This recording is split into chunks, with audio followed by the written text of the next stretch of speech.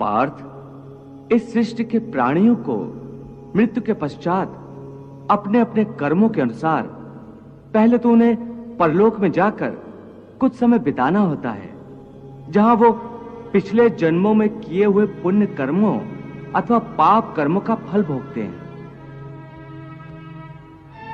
फिर जब उनके पुण्यों और पापों के अनुसार सुख दुख को भोगने का हिसाब खत्म हो जाता है, तब वो इस मृत्यु लोक में फिर से जन्म लेते हैं। इस मृत्यु लोक को कर्म लोक भी कहा जाता है, क्योंकि इसी लोक में प्राणी को वो कर्म करने का अधिकार है जिससे उसकी प्रारब्ध बनती है। हे केशव, हमारी धरती को मृत्युलोक क्यों कहा जाता है?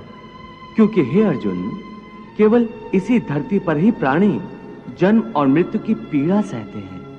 अर्थात दूसरे लोकों में प्राणी का जन्म अथवा मृत्यु नहीं होती? नहीं अर्जुन, उन लोकों में प्राणी का न जन्म होता है और न मृत्यु, क्योंकि मैंने तुम्हें पहले ही बताया था कि मृत्यु केवल इस शरीर की होती है, आत्मा की नहीं। आत्मा तो न जन्म लेती है और न मरती है। तुमने तो यह भी कहा था कि आत्मा को सुख दुख भी नहीं होते, परंतु अभी कह रहे हो कि मृत्यु के पश्चात आत्मा को सुख भोगने के लिए स्वर्ग आदि में अथवा दुख भोगने के लिए नरक आदि में जाना पड़ता है।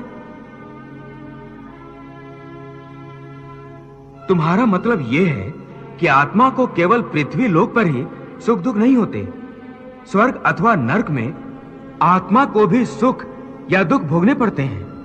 नहीं अर्जुन, आत्मा को कहीं किसी स्थान पर या किसी काल में भी सुख दुख छू नहीं सकते,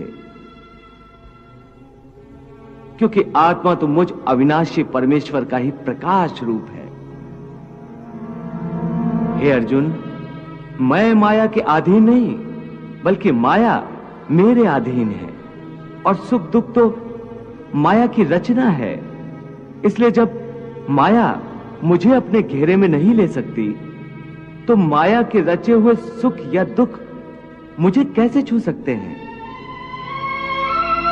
सुख दुख तो केवल शरीर के भोग हैं, आत्मा के नहीं।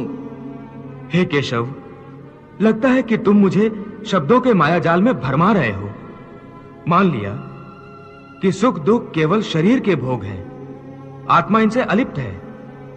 फिर जो शरीर उनको भोगता है उसकी तो मृत्यु हो जाती है, वो शरीर तो आगे नहीं जाता।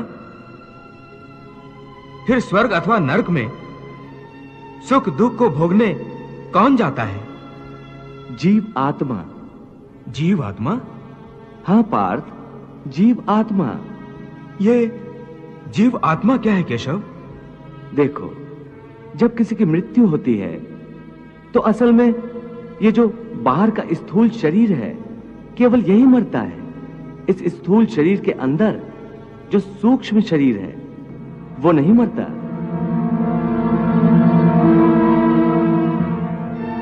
वो सूक्ष्म शरीर आत्मा के प्रकाश को अपने साथ लिए मृत्यु लोक से निकलकर दूसरे लोकों को चला जाता है।